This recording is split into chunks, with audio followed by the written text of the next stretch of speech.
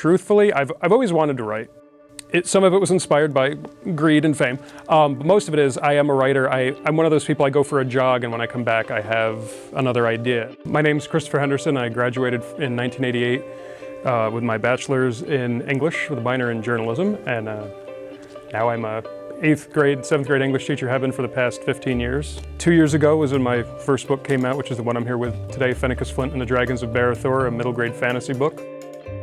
The novels themselves follow the last dragons on Earth, and it's kind of a unique book and series in that it's really one of the first times you see dragons as the main protagonists. I've been writing since I was little, just always had ideas, and actually my first story was an attempted screenplay, a martial arts screenplay when I was younger. It was terrible.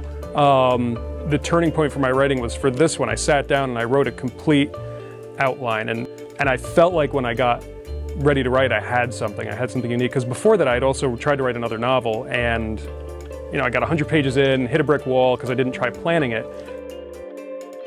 I just feel like I have these stories to tell, and they need to be told because they're important. They're all fantasy and sci-fi, but there's some important aspect in each of them about the characters and the story and the view of the world that people can learn from.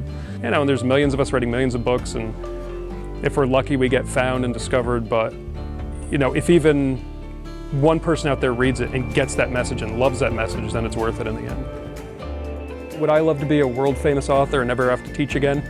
Yes. Of course, then I'd want to teach at the university and be a professor. But most of it is just a love of writing and putting words on a paper and telling a story that people love.